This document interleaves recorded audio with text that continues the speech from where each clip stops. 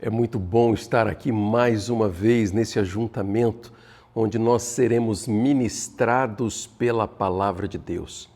Hoje, na mensagem que acompanharemos, o nosso então presidente da Convenção Batista Brasileira, o pastor Pascoal Piragini Júnior, na última convenção, na nossa convenção que aconteceu agora no último mês, nós fomos ministrados e desafiados a vivermos em unidade aquilo que Deus, o Senhor, tem preparado para nós. Por isso que hoje nós iremos acompanhar essa mensagem e eu quero do fundo do meu coração que essa palavra possa falar grandemente com você. Nós seremos desafiados a cumprir os propósitos de Deus em unidade, caminhando juntos nos ensinamentos do Senhor. Em João, no capítulo 17, o próprio Senhor Jesus, ele ora pela nossa unidade como povo de Deus e que essa palavra possa abençoar a sua vida e desafiar a mim e a você a vivermos em unidade os planos que o Senhor tem preparado para nós. Queria convidar os irmãos para lerem comigo a palavra de Deus em João 17, versículo 11, o versículo inteiro. Já não estou no mundo, mas eles continuam no mundo, enquanto eu vou para junto de ti. Pai Santo, guarda-os em teu nome que me deste, para que eles sejam um, assim como nós somos um. Falar sobre unidade é algo muito sensível e me fez lembrar uma situação da minha família. Papai havia falecido, nossa família estava espalhada, parte no Paraná, parte em São Paulo. Naquela ocasião eu estava num congresso em Santa Catarina e aí então saí correndo de onde estava para ir para São Paulo, onde papai morava, para o sepultamento. Estivemos juntos, família unida, 4 irmãos, os filhos, enfim, todo mundo. E no dia seguinte marcamos um almoço de família para resolver negócios. Papai não tinha bens, então tivemos que pagar todas as contas do funeral e tudo de improviso, como acontece. Mas não havia problema financeiro, não havia discussão de família por causa de herança, não tinha nada disso. A gente ia almoçar, acertar as contas e seguir viagem. E estava tudo bem, até que a gente começou a lembrar de um fato de história de família, um episódio que tinha acontecido. E cada um dos 4 irmãos tinha uma lembrança diferente do mesmo episódio. E de repente deu uma briga dos 4 irmãos no meio do almoço. E o pior, 2 desses irmãos são pastores brigando, e os outros 2 ali, e de repente era maneira de enxergar o mesmo fato, um fato difícil, a separação do papai e da mamãe, mas cada um tinha uma versão diferente da mesma história e uma visão diferente da mesma história. Trabalhar sobre unidade não é fácil. Se isso pode acontecer numa família, você pode imaginar o que pode acontecer numa convenção batista brasileira com mais de 15 mil igrejas, 2 milhões de membros afiliados, fora aqueles que são os nossos frequentadores, espalhados por um país que é um continente. E ao longo desses 2 anos, eu juntamente com essa diretoria, eu posso dizer no meu nome, mas sei que eles vão caminhar comigo, tivemos a oportunidade de ter reuniões, perceber essa grande diversidade de culturas, de jeito de pensar, de jeito de ser igreja. A gente vai numa igreja, uma é mais contemporânea, outra é mais tradicional, isso é aquilo, e nós somos batistas. Mas a minha convicção é que o maior problema que enfrentamos hoje, em termos de unidade, não é estrutural, nem institucional, é espiritual. A questão da unidade é, antes de tudo, uma questão espiritual. Nós temos estatutos, temos história, temos organizações, temos diversidade, E aliás, essa diversidade sempre foi uma das maiores virtudes do nosso jeito de ser batista. Mas até aquilo que é virtude, quando não governada por maturidade espiritual, pode ser transformada num obstáculo à missão.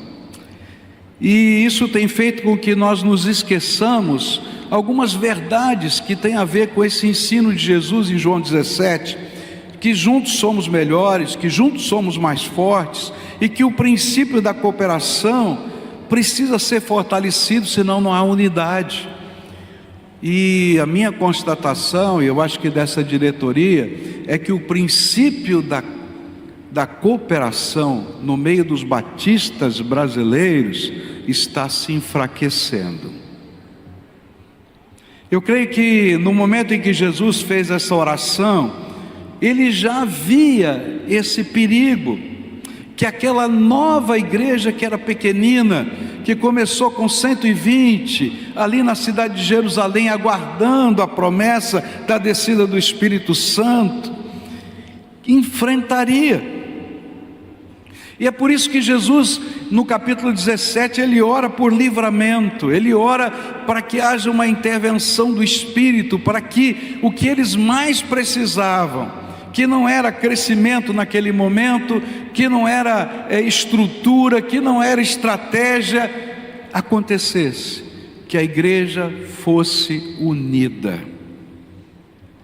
E é interessante que em João 17, Jesus não fala sobre unidade uma vez, ele fala 4 vezes literalmente sobre unidade, e depois eu contei 8 vezes com palavras similares, ele trata de unidade, e a oração inteira é permeada por unidade. E eu encontro aqui em João 17 um diagnóstico espiritual profundo, e ao mesmo tempo um caminho para que o povo de Deus cumpra a sua missão no mundo em unidade. E eu queria olhar para esse texto com essa ótica, com essa visão.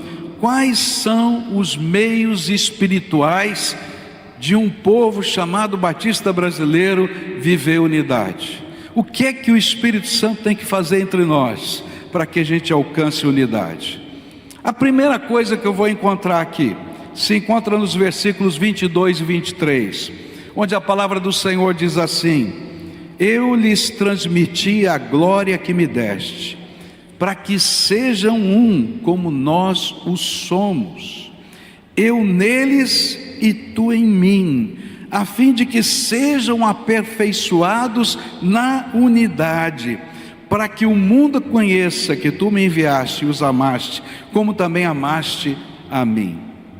A primeira coisa que o Senhor nos aponta como meio pelo qual a gente pode construir espiritualmente a unidade é entender que unidade é fruto de espiritualidade encarnada na vida de cada um de nós. Jesus sabia que naquela pequena igreja, 120 pessoas, na cidade de Jerusalém, as pessoas eram muito diferentes, e a tênue unidade daquele colegiado, enquanto ele estava com eles, acontecia por causa do carisma de Jesus corporalmente no meio deles, acontecia por causa dos milagres de Jesus, por causa do pastoreio de Jesus, e isso, dos seus ensinos diretos, isso então acontecia. Mas Jesus estava subindo aos céus, e agora eles estavam sozinhos, não visivelmente Jesus estava com eles, teriam que aguardar a vinda do Espírito Santo, que faria com que a presença dele se revelasse outra vez. E aí a unidade começou a ser desfeita. Você lembra a história? Tem lá um discípulo chamado Tomé, que apesar de todo mundo dizer, Jesus ressuscitou, ele diz, olha, só acredito se meter o dedo no lugar dos cravos. Esse negócio aí está mal contado, milagre de ressurreição não acontece, já aconteceu lá no tempo de Eliseu, mas agora não acontece mais. E aí começa uma discussão e a quebra da unidade. Aí tem os dois no caminho de Emaús, eles não querem brigar, então eles não estão discutindo com o plenário sobre unidade, mas eles vão e dizem: sabe de uma coisa, vamos para casa. Esse negócio aqui de que viram Jesus ressuscitado é coisa de mulher histérica, vamos embora. E mesmo quando Jesus ressuscita e aparece entre eles na Galileia, a Bíblia diz assim: alguns o adoraram e outros duvidaram. Unidade é questão espiritual, não é questão de programa, é questão de como a gente lida com a presença de Deus na nossa própria vida. Agora você imagina a nossa unidade batista, nessa multiplicidade cultural. Se a unidade entre nós não for uma ação poderosa do Espírito Santo, humanamente ela é impossível. Mas eu louvo a Deus, porque não há nada impossível para Deus. Por isso Jesus nos ensina que se nós queremos unidade, nós primeiro precisamos viver individualmente uma comunhão pessoal tremenda, real e encarnada com o Cristo que ressuscitou, porque só Ele traz unidade. Se você for um homem ou uma mulher cheio do Espírito Santo, os seus olhos vão mudar, a sua visão do mundo muda, a sua visão do reino se amplia. Agora, se a gente for apenas crentes carnais, a nossa visão vai ser misturada com as filosofias, com os projetos, com as tecnicidades, e a gente deixa de ver no outro o irmão, o servo de Deus, o projeto maior do reino de Deus. É por isso que ele falava, Jesus pedia que da glória que ele tinha recebido, era necessário que essa glória fosse colocada, essa unção de Deus fosse colocada no meio do seu povo. E nós precisamos dessa unção de Deus para experimentar uma comunhão espiritual com a Trindade Divina, a ponto de que aquilo que a ponto daquilo que Jesus ensinou, que estava acontecendo entre Pai, Filho e Espírito Santo, pudesse ser vivida no meio do seu povo. E os irmãos precisam entender que nesse momento que Jesus está fazendo essa oração, a Trindade Divina tinha sofrido algo irreversível, a encarnação. Deus Pai, Deus Filho, Deus Espírito eram unidos em um só Espírito e numa mesma natureza. Porém, a partir da encarnação e por toda a eternidade futura, Jesus Cristo vai ter um corpo, a semelhança do corpo que nós teremos na nossa ressurreição. E isso mudou completamente a estrutura da Trindade Divina. E ele estava dizendo: Senhor, apesar disso, que a glória que tu me destes, o Senhor derrame sobre eles, para que eles aprendam, apesar dessa grande diversidade, a serem um, como eu e o Senhor somos um, apesar do corpo. Aleluia, Senhor. Isso só pode acontecer pelo poder do Espírito Santo. Esse tipo de unidade espiritual é fruto da presença de Jesus, da palavra de Jesus, do poder de Jesus, da visão de Jesus, dos gestos de Jesus, dos sentimentos de Jesus no coração da gente. Eu estava assistindo um culto internacional na Turquia. O culto estava acontecendo em turco e eu ouvia o culto em inglês. E do meu lado tinha uma irmã que eu nunca vi na minha vida, uma iraniana que não entendia nem turco nem inglês, mas ela estava lá no culto. Eu não conhecia ninguém, eu estava lá como um estrangeiro assistindo aquele culto, e de repente houve um momento de oração, e aquela irmã iraniana se levantou e começou a orar na língua dela. Meus irmãos, eu comecei a ficar arrepiado da cabeça aos pés, porque a presença do Espírito Santo na vida daquela mulher era algo extraordinário. E eu me senti parte do corpo de Cristo sem entender nada, porque unidade é a ação do Espírito Santo de Deus. Eu estava no encontro de pastores interdenominacional, isso já no Brasil, e de repente pediram para que um pastor de uma igreja grande, inclusive, mas um pastor muito simples, orasse, agradecendo o alimento. Eu não conhecia aquele pastor, e naquele momento de agradecer o alimento, aquele pastor de uma outra denominação, ele levantou as mãos para os céus e começou a agradecer o alimento. Meus irmãos, parecia que o Espírito Santo tinha soprado naquele lugar, e a gente sentia a presença de Deus na oração por comida. Unidade é coisa do Espírito Santo de Deus na nossa vida. Eu estava no Egito, numa igreja chamada Cave Church. Cave Church é uma coisa extraordinária. Se um dia você for a Cairo, ninguém vai te levar na Cave Church, mas peça para ir na Cave Church. É uma igreja cavada na rocha, no meio do bairro do lixo, no Cairo. A gente entra com a van, ninguém gosta de levar a gente lá, a gente entra com a van do turismo ali, todo mundo fica bravo, porque ali é o bairro do lixo, os catadores de papel da cidade estão lá, porque aquele é o bairro cristão. E eu cheguei naquele lugar e fui conversar com o fundador daquela igreja. Era um padre cóptico, aquela barba desse tamanho, um crucifixo desse tamanhão assim, pendurado. E eu falei, o que eu fui fazer nesse lugar?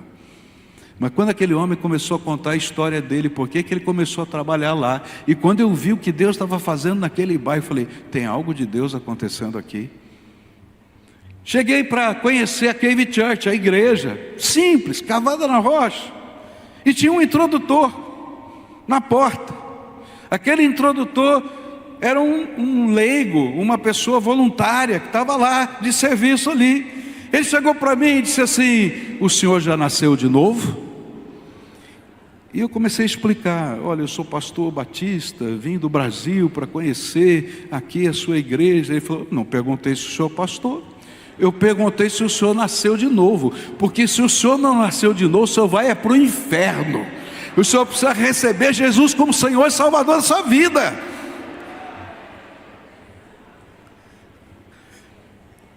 E eu estava tão preocupado com tudo que eu estava vendo lá, que era tão diferente de tudo que eu conhecia, que os meus olhos espirituais não podiam perceber um irmão em Cristo naquele lugar.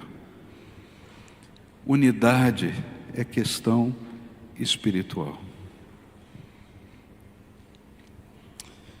A gente precisa ser santificado no Espírito e santificado na palavra, como está no verso 17, santifica-os na verdade, a tua palavra é a verdade, senão a gente não vive unidade. Por quê? Porque o que incentiva a nossa individualidade, a nossa independência, e multiplica as nossas disputas, é viver uma experiência denominacional pautada pela nossa carnalidade e não pela nossa espiritualidade. Olha só o que Paulo vai falar em 1 Coríntios 3, versículos 1 a 3. Eu, porém, irmãos, não pude falar a vocês como a pessoas espirituais, e sim como a pessoas carnais, como a crianças em Cristo. Eu lhes dei leite para beber, não pude alimentá-los com comida sólida, porque vocês ainda não podiam suportar, nem ainda agora podem, porque vocês ainda são carnais. Por quê? Se há ciúmes, brigas entre vocês, será que isso não mostra que são carnais e andam segundo os padrões humanos? E o pior é que quando Paulo diz isso aos coríntios, dizendo que eles eram carnais, ele não estava falando com incrédulos, ele estava falando com irmãos em Cristo. E é isso que torna esse texto ainda mais sério, porque é possível amar a Jesus, servir na igreja e ainda assim agir de uma maneira carnal. Por isso nós precisamos ser humildes para reconhecer que em muitos momentos nós também nos parecemos com a igreja de Corinto. Quando permitimos que disputas, ciúmes, divisões enfraqueçam o testemunho da igreja. Porque o que está sendo obstacularizado é o avanço da igreja com isso. Quando eu olho para a nossa denominação, eu vejo muitas vezes que o problema que vivemos de cooperação se prende a uma carnalidade que se expressa em vaidades pessoais. Se eu não concordo, eu não ajudo. Não importa se é para o reino, eu não concordo. Às vezes se torna um desejo de manipulação através de uma ação política. Eu me lembro de um senhor da igreja, um empresário rico, que dava uma oferta significativa mensal para a igreja. Naquela época, há muitos anos, era de 40 mil reais. E um dia ele ficou bravo com uma decisão que a igreja tomou, e ele então me procurou e disse: pastor, olha, a nossa família se reuniu e nós vamos mudar a nossa oferta, nós vamos dar uma parte aqui para a igreja e outra parte nós vamos colocar em outros projetos, nós vamos investir em outras áreas. Então, a partir de agora, nós vamos deixar de dar 40 mil para essa igreja e vamos dar 5 mil. Eu falei: louvado seja Deus, querido, que Deus te abençoe, porque todo recurso para a obra de Deus vem das mãos de Deus, e Ele põe onde Ele quiser. Louvado seja o nome do Senhor. E nunca faltou um tostão para a igreja. Mas o que estava no coração daquele irmão?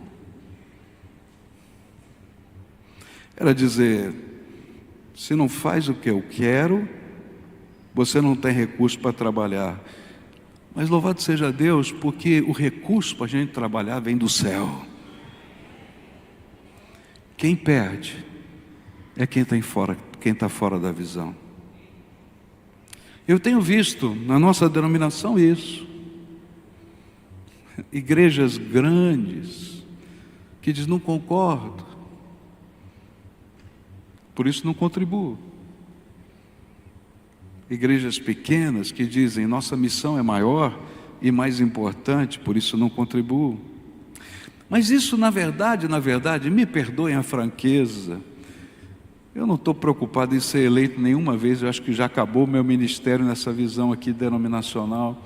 Então eu vou falar o que um velho fala, com toda a liberdade. Isso é desejo de manipulação política, falta de visão espiritual, de como lidar com pessoas e com as coisas de Deus, falta de santidade. E o pior é que isso se reflete não apenas nessas atitudes, mas às vezes em palavras, gestos, que quando você confere com a palavra de Deus não tem nada a ver com a Bíblia. E algumas dessas expressões se tornam até escândalos entre nós, geram divisões de igrejas que não passam às vezes de uma manifestação de clara carnalidade em nome de outra coisa. E eu não vou nem citar algumas postagens nas redes sociais que tem menos palavra de Deus, mais filosofia, inferências e interpretações de pessoas e de fatos do que o agir do Espírito. Olha, se tudo isso não é carnalidade, então eu não sei o que é. Eu sei que liderar a igreja hoje é muito pesado. As pressões são muitas, as expectativas são altas. E quando o coração não está sendo constantemente tratado pela graça de Deus, feridas não curadas acabam se transformando em divisões visíveis. E sabe, queridos, essa não é uma coisa que a gente tem que checar com Deus uma vez. Hoje de manhã levantei cedinho, de madrugada, para orar, e eu confesso que eu estava colocando algumas coisas do meu coração para Deus e reclamando que você nem imagina. Quando o Espírito Santo começou a tratar minha alma e disse assim: para de trazer à tua mente o que não presta e foca o teu olho no que eu estou fazendo e glorifica o meu nome. E eu falei: perdão, Senhor, porque eu mesmo estou em pecado. Sabe, eu e você somos humanos, e se a gente não lidar todo dia com a nossa carnalidade, ela aflora. Eu tenho que mortificar a minha carne, crucificar a minha carne todo dia. Talvez você seja melhor do que eu, nem precise isso, mas eu preciso fazer isso todo dia. E checar o meu coração e as minhas intenções. Por isso, Jesus estava ensinando que unidade é fruto de santificação. E eu digo para os irmãos com toda franqueza, a nossa crise é espiritual. Nós precisamos desesperadamente de um avivamento espiritual, de uma espiritualidade encarnada, de uma santificação firmada na palavra de Deus. Nós precisamos ser aquele povo que ora e crê no poder de Deus, naquele povo que lê a Bíblia e não faz inferência, mas cumpre literalmente o que a palavra de Deus ensina. Nós precisamos construir experiências pessoais e comunitárias com o poder de Deus. São delas que a unidade e a cooperação surgem para o avanço do Evangelho. Eu estava lendo o livro publicado por Missões Nacionais sobre a vida de Lewis Malen Bracher, missionário nosso que chegou aqui em 1919, e eu achei interessante que ele chega no Brasil e ele tem essa visão de conhecer a cultura brasileira, e ele faz então uma viagem pelo sertão. Antes de começar a trabalhar, ele começa viajando pelo sertão, e ele vai então assistir uma convenção batista brasileira, e no meio da convenção batista brasileira está uma discussão, como as nossas, sobre missões nacionais. E eles estavam brigando naquela convenção, porque um determinado missionário não tinha mandado a tempo o seu relatório. Num mundo que não tinha tecnologia de hoje, mandar um relatório não era tão simples assim. E quando estava no meio daquela discussão calorosa, quase despedindo o missionário, levanta o Bracher. E ele começa a dizer o que era ser missionário no sertão, o que era viver naquele lugar, onde ficava o correio, como é que funcionavam as coisas. E de repente o povo que estava naquela assembleia disse assim: a gente não sabia. Sabe o que acontece? Naquela convenção elegem aquele homem para ser o diretor da Junta de Missões Nacionais, porque ele sabia mais do Brasil do que os brasileiros na convenção. A história do Brasil nos ensina que a autoridade de homens como Bracher não nasceu de outra coisa a não ser de uma vida profundamente rendida a Deus, marcada pela oração, pela palavra, por um amor genuíno pelas pessoas, por uma espiritualidade vivida e encarnada que ele permitiu caminhar com líderes diferentes, igrejas diferentes, culturas diferentes, mantendo o foco em um só Senhor e uma só missão. O desafio que está diante de nós hoje não é apenas admirar homens como Bracher, mas assumir a mesma postura espiritual em nosso tempo. E a pergunta que essa história nos impõe como líderes dessa geração é simples, porque todos aqui são líderes. Seremos apenas administradores de estruturas, ou homens e mulheres que pela nossa vida com Deus inspirem unidade, cooperação e compromisso com a missão? Porque no fim das contas, a unidade que sustenta a missão não nasce de acordos institucionais, mas de corações profundamente alinhados com o Senhor. Que tipo de líder você quer ser?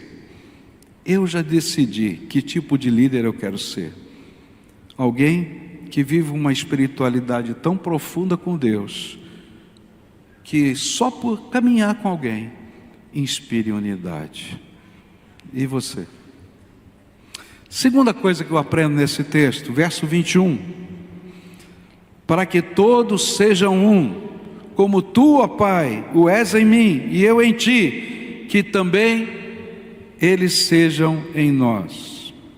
O segundo meio pelo qual poderemos alcançar unidade é desenvolvendo uma intimidade relacional. E é isso que Jesus está dizendo: olha, nós temos unidade, eu e o Pai somos um, porque nós convivemos, temos relacionamento. E sem uma intimidade relacional, a cooperação se torna apenas institucional. Jesus estava dizendo: olha para a gente, olha como a gente trabalha, eu e o Pai, os encontros que a gente tem com o Pai na madrugada. Vocês estão no barquinho, mas eu estou aqui orando, falando com meu Pai. Esse momento de dizer: olha, está difícil, não é? Passa de mim esse cálice, mas eu estou aqui, Senhor, faça-se a tua vontade. É nesse relacionamento. Os anjos vinham em mandato do Pai para consolar o Senhor, como diz a palavra do Senhor, nesse momento. Isso compreender, isso significa que nós precisamos conviver, conhecer as dores uns dos outros. Nós somos irmãos na fé, nós fazemos parte de um mesmo povo, nós recebemos uma missão que não pode ser cumprida isoladamente. Por isso, quando existe intimidade relacional, a gente começa a orar uns pelos outros, a gente começa a se ajudar, nós começamos a trabalhar juntos com alegria, e aí a gente descobre que não somos concorrentes, mas somos cooperadores. Mas o que às vezes acontece no nosso meio é aquilo que está no refrão do hino 531 do cantor cristão: tu no teu cantinho. Não lembra mais não? É tu no teu cantinho e eu no meu. E a gente canta isso o tempo todo. Mas quando eu olho para o Novo Testamento, eu vejo uma igreja que vivia profundamente conectada, num mundo que não havia conexão. E quando olho para a nossa realidade hoje, percebo que nós vivemos distantes disso. É verdade, o mundo mudou, mudaram os métodos, os espaços, a tecnologia, mas a essência do Evangelho não mudou e não vai mudar. E a cooperação se torna possível quando nós sentimos tão ligados que as dores e necessidades de um passam a ser de todos nós. Isso acontece e a gente não se sente obrigado a nada, a gente simplesmente ama e serve. Eu acho que o maior exemplo de unidade que aconteceu entre os batistas recentemente foi diante da tragédia que aconteceu no Rio Grande do Sul. Meus irmãos, eu vi coisas acontecerem extraordinariamente. Eu vi movimentos de igrejas do Brasil inteiro acontecendo, carreta de roupa, de coisa, vindo de tudo quanto é lugar, toneladas que a gente não conseguiu nem computar o número, porque algumas passaram pela gente e outras foram direto. Convenções estaduais que tiraram do seu caixa dinheiro para mandar para a convenção do Rio Grande do Sul. Eu nunca vi isso acontecer no Brasil, mas naqueles tempos aconteceram. Do caixa da CBB, uma oferta expressiva saiu a fundo perdido para mandar para lá gente, caravanas de gente do Brasil inteiro, e não nos foi pesado. Foi pesado? Não, porque a gente sentiu a dor do outro, e quando a gente está próximo, a gente sente a dor do outro, e a gente diz: dá para fazer alguma coisa, dá para fazer alguma coisa.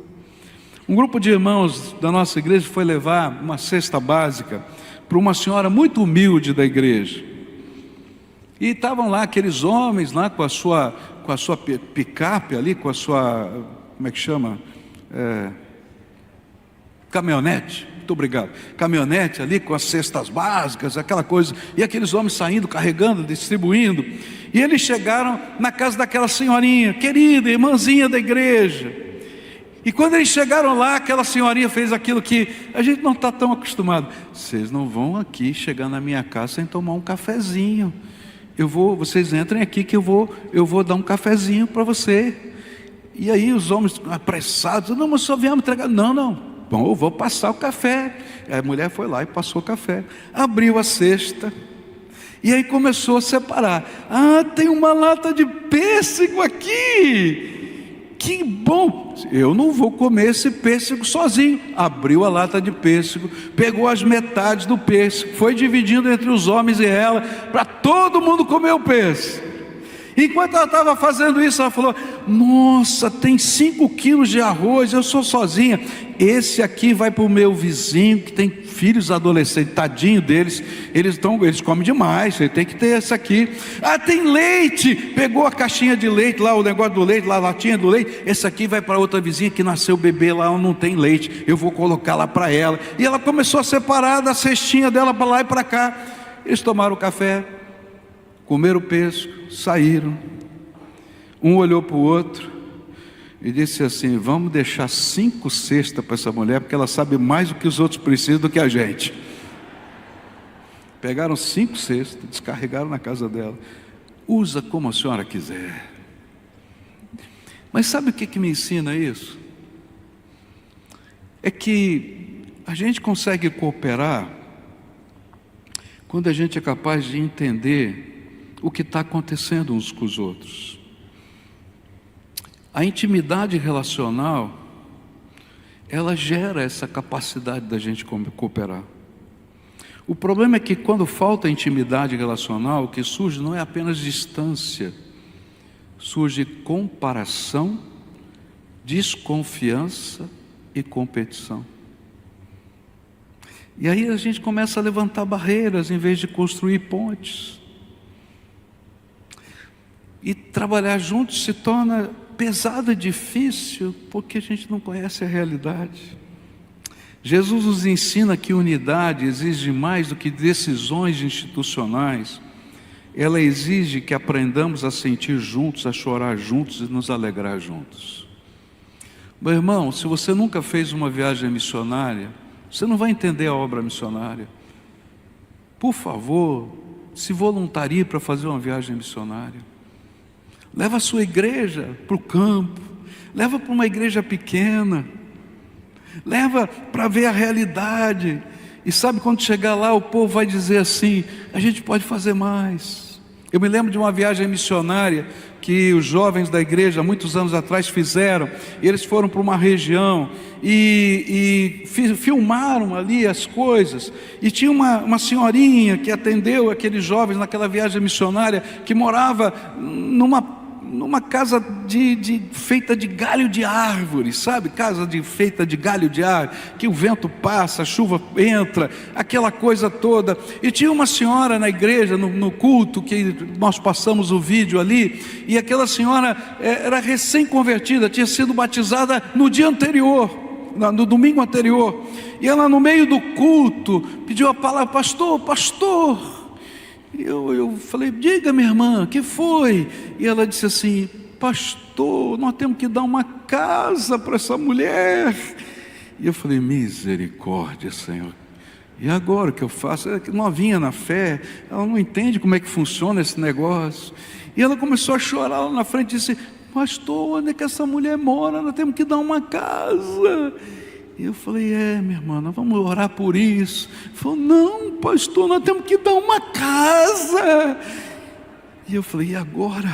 E aí começou o mover do Espírito. Sabe aquela coisa bonita do Espírito Santo? Um irmão disse assim: eu tenho madeira. O outro gritou: eu tenho caminhão para levar. O outro gritou: eu sou voluntário para construir. Eu sei que naquele dia ali nós levantamos a casa da mulher, a igreja toda ali reunida, porque eles viram. E aí foram para lá, os homens fizeram aquela campanha, construíram para fabricar o que dava para pré-fabricar. E aí as mulheres disseram: você vai dar a casa, mas eles não têm nada dentro da casa, vamos dar os móveis. E aí começaram a chegar os móveis, o caminhão não cabia mais, era uma carreta trucada para levar tudo aquilo, e tudo pronto. Aí chegaram na cidade, o caminhão não entrava naquele lugar, não tinha rua para entrar aquele caminhão. E eles foram na prefeitura e disseram: olha, nós estamos aqui, somos lá de tal lugar, estamos chegando aqui para fazer isso. A pessoa disse: vocês são de lá para fazer a casa aqui? É mesmo? Nós vamos ajudar. pegaram o trator da prefeitura para carregar todas as coisas até lá, para poder entrar, porque não dava para descarregar. O prefeito da cidade foi para lá e disse: que igreja é essa? Final da história, o prefeito se converteu, o diretor de obras se converteu, e uma igreja nasceu naquela cidade por causa disso.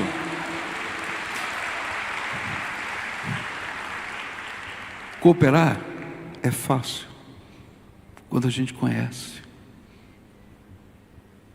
Conheça a realidade das igrejas que estão à sua volta, dos irmãos que estão à sua volta. Eles são os seus irmãos. Agora, quando a gente não conhece, a gente tem desculpas. A gente está ocupado demais, a gente tem problema demais. O nosso planejamento financeiro já foi fechado. A igreja é pequena demais, a igreja é grande demais. Mas quando existe amor, a visão muda. A falta de unidade nasce muitas vezes da falta de espiritualidade e da carnalidade, mas também da ausência de comunhão relacional. Nós somos irmãos em Cristo Jesus. Não importa se você é da Fluminense, da Maranhense, da Carioca, da Paranaense, o que importa é que nós fazemos parte da mesma família de Deus e nós temos uma mesma missão. Nesta convenção, muitos de nós representamos igrejas que têm recursos. Se você está na Convenção Batista Brasileira, muito provavelmente você faz parte dos 10% de igrejas, não, perdão, 10 não, são 15%, se não me falha a memória, que são mais de 200 membros. Me ajuda aí, 85% chegam até 200 membros. De 15% das igrejas batistas brasileiras que têm mais de 200 membros. Nós todos aqui representamos 15% só do nosso povo. A minha realidade e a sua não tem nada a ver com o povo batista brasileiro e da maioria dos pastores batistas no Brasil. E às vezes a gente toma decisões só pensando nos 15%. Mas nós estamos aqui para trabalhar por todo o povo de Deus e para fazer a diferença nesse reino.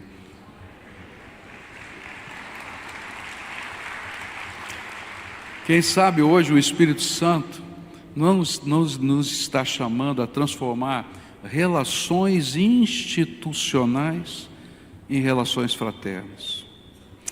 E eu vou dar uma dica de como a gente pode fazer isso. Todos vocês que estão aqui podem fazer isso. Nós temos meios para isso. Pega um pastor de uma igreja mais simples.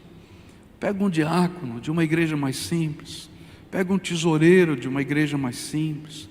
Pega um diretor de música de uma igreja mais simples e adota, e discipula, e transfere know-how, conhecimento, ajuda.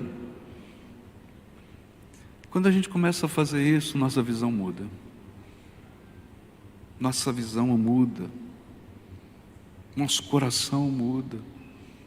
Nosso bolso muda.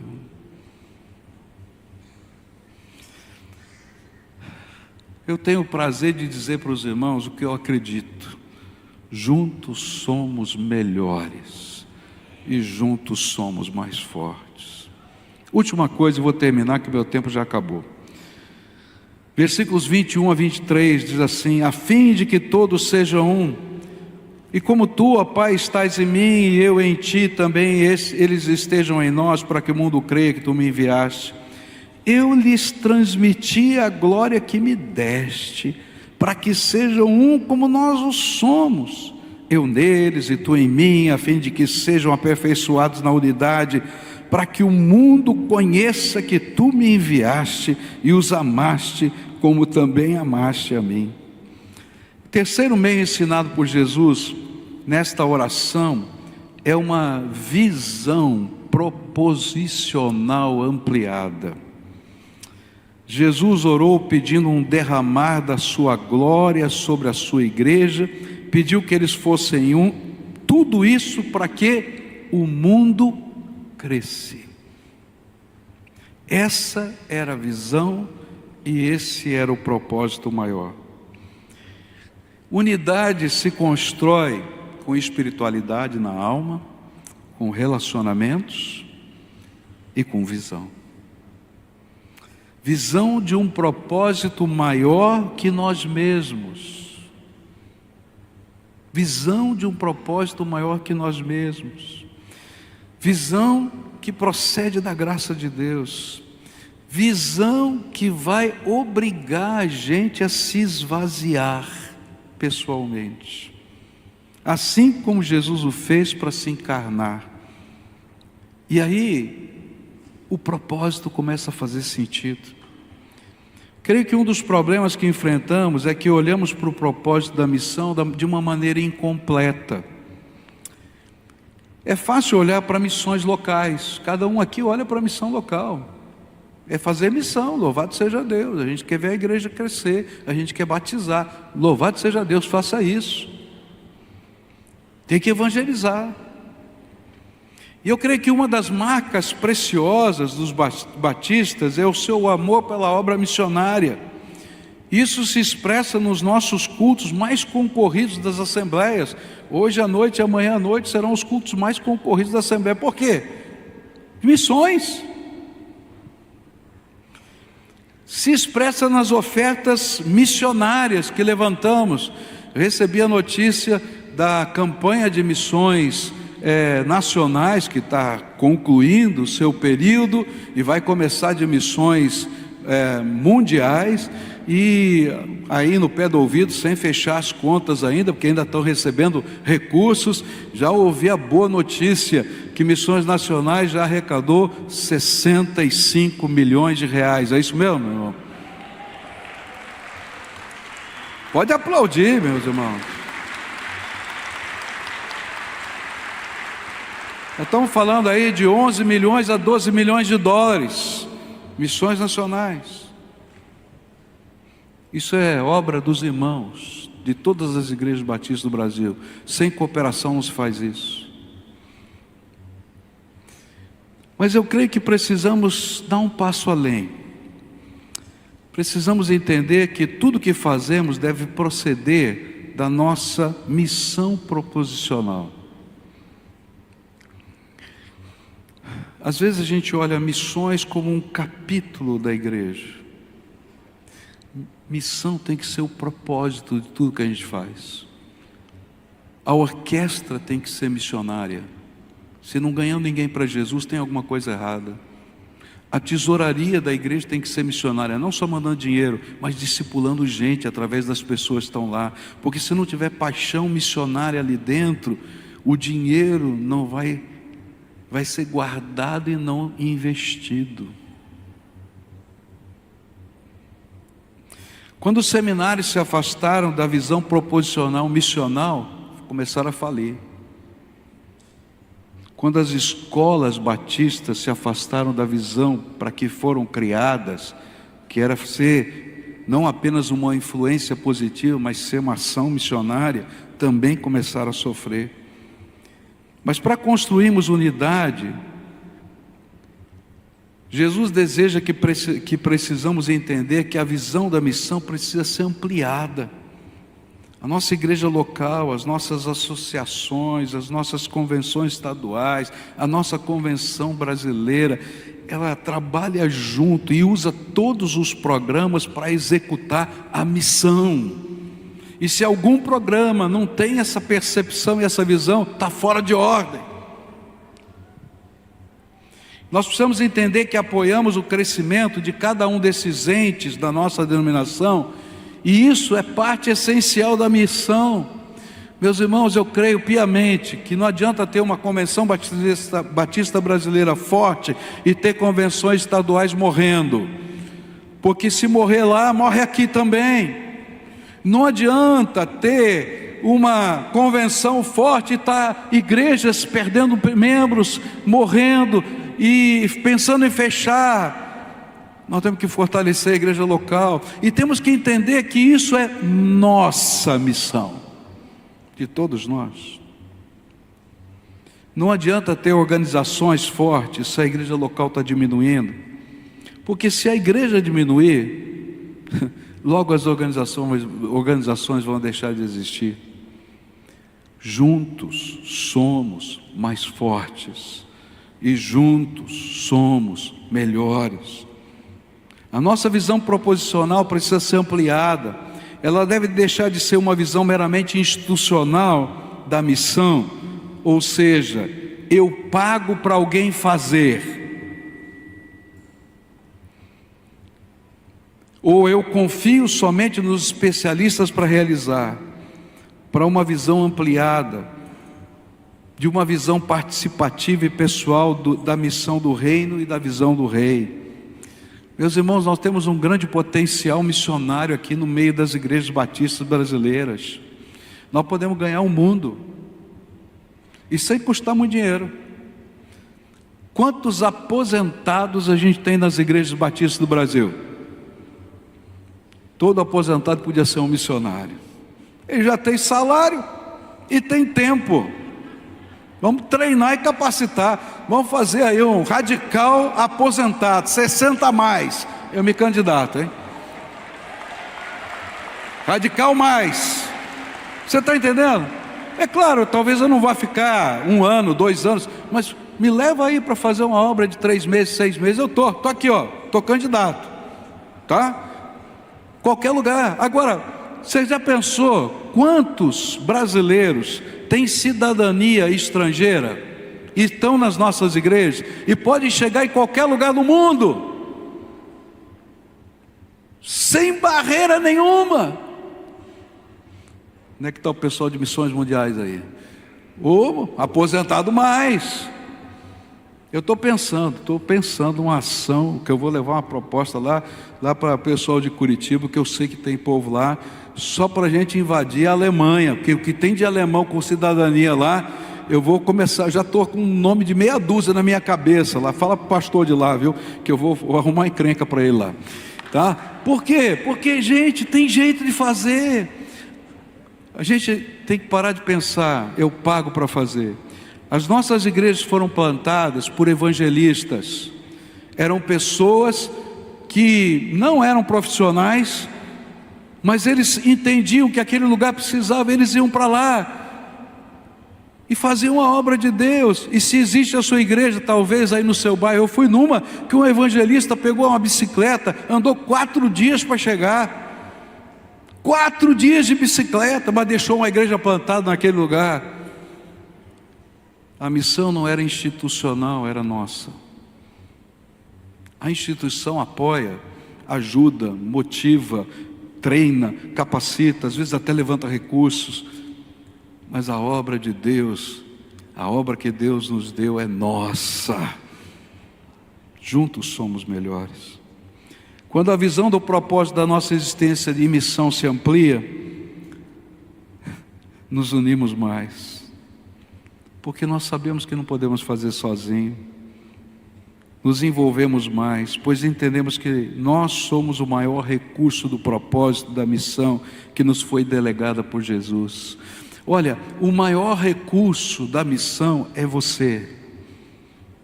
Você é o maior recurso missionário que essa convenção tem.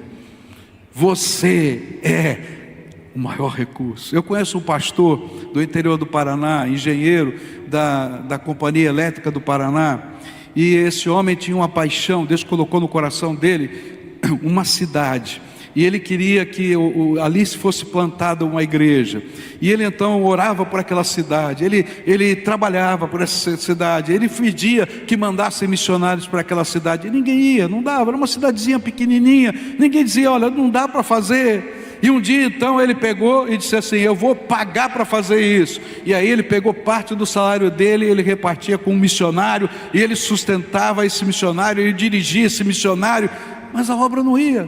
E um dia ele estava orando, e Deus falou para ele assim, você não entendeu ainda? Eu não quero que você pague, eu quero que você vá. Mas eu sou engenheiro, eu tenho um emprego bom. Ele falou, larga tudo e vai. Esse pastor foi, está lá há vários anos. Aquela igreja eu fui pregar, tem um tempo para 1.500 pessoas numa cidade de 15 mil habitantes, e tem mais de 1.000 membros daquela igreja, porque o homem foi e obedeceu. O maior recurso da obra de Deus é você. Olha para quem está perto de você assim, ó, você é uma bênção. você é o maior recurso. Não duvide do que Deus pode fazer através da sua vida. Nós temos que ampliar nossa visão. Nenhuma igreja local é forte demais que possa cumprir a missão sozinha. E a missão sempre foi pensada para ser vivida em cooperação. Uma corda não é tão forte porque tem um fio resistente, mas porque muitos fios fracos estão entrelaçados. Separados, eles se rompem facilmente. Juntos, sustentam um peso que nenhum deles suportaria. Eu tenho visto igrejas grandes que, por serem grandes e por terem atingido um nível de força interna surpreendente, pensam: não precisamos mais da convenção. Eu tenho ouvido líderes de igreja dizerem assim: investir financeiramente na cooperação é aplicar recurso em um fundo perdido. E na verdade eu ouvi isso de um empresário da minha igreja no passado, membro de um conselho local da igreja, e advogavam que a igreja parasse de dar o plano cooperativo, que só desse uma oferta. O plano cooperativo é um percentual. A gente aprendeu e votou 10%. Ele falou: não, vamos dar uma oferta. Porque apoiar o crescimento de igrejas menores não traz lucro operacional para a igreja local. Eu ouvi isso. Gastar tempo e recursos para treinar líderes de igrejas menores é perder tempo. Eu ouvi isso. Custear o envio de líderes e membros para obras missionárias não é prioridade do nosso planejamento estratégico, porque não traz membro nem dinheiro para a igreja. Meus irmãos, essa é a economia do mundo, não é a economia do reino. A economia do reino é dar e dar-se-vos-á, boa medida. Você sabe o resto? Recalcada, sacudida. Toda vez que eu lembro disso, eu lembro do pipoqueiro. Eu, quando era criança, ia lá pegar pipoca no pipoqueiro. Ele pegava aquele negócio lá, jogava no saquinho, batia o fundo assim, socava, e depois jogava o chorinho. Eu fico pensando: Senhor, faz isso. Cada vez que você investe no reino de Deus, Deus abençoa lá também. A gente não faz a obra de Deus sozinho. Andar sozinho é sempre perder força, pois o reino é maior, e a maneira do rei fazer a sua obra é unidade. Investir na unidade é investir em um propósito maior do que o nosso. E se você só investe no que você administra, então a sua visão é míope, porque você não confia na grandeza de Deus. Esse negócio de dizer: eu não dou porque não sabe gastar, é dizer que você sozinho que sabe gastar, mas quando você faz, você crê que Deus está nesse negócio, e Ele faz. Agora, você já imaginou se os dizimistas da sua igreja tivessem essa mesma atitude? Tua igreja já tinha quebrado. Sabe, essa visão ampliada mostra que a prioridade é investir no reino. Mostra que unidade é a visão do rei, e a prioridade é cumprir a missão global que ele deu. E o pior é que igrejas que pensam assim, em algum momento sentirão os efeitos e o perigo de andar sozinhas. A história já nos mostrou que a queda de grandes líderes aconteceram por andarem sozinhos. A derrocada de grandes igrejas que, em momentos de transição da sua liderança carismática, que as fizeram andarem sozinhas, se esfacelaram nas suas lutas internas. Está cheio de exemplo disso. Agora, eu quero falar para as igrejas pequenas. Igrejas pequenas às vezes perdem a visão maior. porque elas se focam tanto nos seus problemas locais que perdem a bênção de aprender com processos e programas cooperativos que poderiam ajudá-las a ampliar a visão e executar a missão. Porque só tem tapar buraco. Tem igreja pequena que os seus líderes são como equilibristas. Sabe aquele equilibrista de prato? Ele vai lá, roda o prato aqui, roda o prato aqui, roda o prato aqui, daí ele vai correndo, roda o prato aqui, roda aqui, roda aqui. Ele não consegue ir além. Mas quando a gente amplia a visão, a gente para de ser equilibrista de prato para ser agente de um propósito maior. E a graça de Deus se manifesta. Eu também tenho visto isso em convenções regionais, que só olham para si mesmas. Perdem o sentido cooperativo mais amplo. E o pior, ensinam que cooperação não é valor. E vão colher o fruto para si mesmas. Porque os seus líderes que estão lá vão repetir o modelo que você está fazendo na sua convenção estadual, nas suas igrejas. E eu já tenho visto convenções estaduais, associações lideradas por gente que não tem um pingo de cooperação em nada.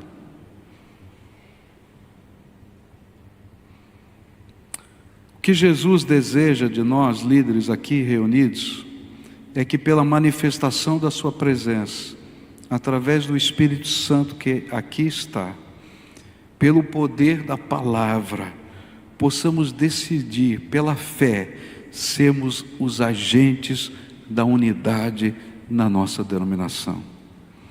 Decidir ser construtores de pontes relacionais. Fazer dos propósitos do reino, que são muito maiores do que os da nossa missão local, a prioridade. E à luz desta visão, construir a nossa unidade, que é muito maior que política ou instituição. É uma visão espiritual e terá efeitos eternos. Eu concluo essa mensagem dizendo para os irmãos: eu tenho um sonho.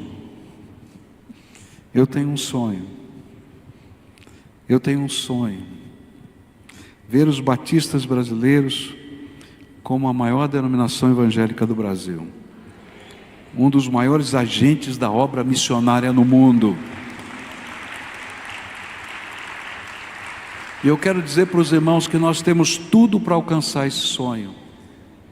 Temos uma sólida doutrina, temos um compromisso inalienável com a palavra de Deus, temos uma estrutura funcional, líderes competentes e cheios do Espírito Santo, temos uma paixão missionária inigualável. Porém, para chegarmos a esse sonho, nos falta uma coisa: a unidade que esta oração clama. Uma unidade que é, acima de tudo, espiritualidade encarnada. Uma unidade que é fruto de relacionamentos que nos aproximem das realidades uns dos outros. Eu só queria fazer uma pergunta aqui no plenário. Todos aqui são líderes. Todos aqui são líderes. Eu queria saber quantos desses líderes que estão aqui têm um grupo de pessoas que semanalmente se reúnem com você, pode ser online, pode ser pessoalmente, checam a sua vida e oram por você. Mas não é só para ouvir os seus pedidos, não. Que tem autoridade de dizer: como é que está a tua vida nisso? Como é que está a tua vida naquilo? Levanta a mão, quem tem isso? Eu gostaria de ver todo esse plenário assim. Porque se você está andando sozinho, você está correndo risco. Eu me reúno toda semana com pessoas que eu autorizei a checarem a minha vida. E meus irmãos, essa gente me faz perguntas que eu imagino de onde eles tiraram essa pergunta. Foi o Espírito Santo, porque eles mexem direto no meu coração. E eu já fui tratado de fazer coisas erradas e fui transformado, porque fui abençoado por essas pessoas. Gente que ora, mas que checa, que cobra. e que eu me submeto à autoridade espiritual dessas pessoas para poder crescer. Isso é unidade, porque ninguém é livre da sua carne. Só vamos vencer essa batalha com a carne quando tivermos o nosso corpo transformado. Unidade é um constante mortificar da nossa carne. Eu sonho com redes de pastores e líderes sendo formadas para repartir o que sabemos e compartilhar o que temos. Eu sonho com igrejas grandes que têm estrutura, têm programa, têm tanta coisa, cedendo de graça para as igrejas pequenas usarem para o avanço do reino de Deus, treinando os seus líderes. Eu sonho com um movimento de expansão nascendo da sinergia dessa aproximação. Eu sonho com o impossível sendo realizado no poder do Espírito Santo. Eu sonho com um povo que creia e viva: juntos somos melhores, juntos somos mais fortes. Amém. Eu espero que você tenha sido abençoado e que essa unidade que vem do trono de Deus nos altos céus nos unam em favor do projeto de Deus, da missão que o Senhor nos deixou, e nós possamos ser agentes de transformação onde nós estamos, na nossa cidade, para que o nome de Jesus seja exaltado, vidas sejam transformadas e famílias se rendam aos pés do Senhor. E eu e você, nós temos a oportunidade de fazermos parte disso. Que Deus abençoe a sua vida em nome de Jesus.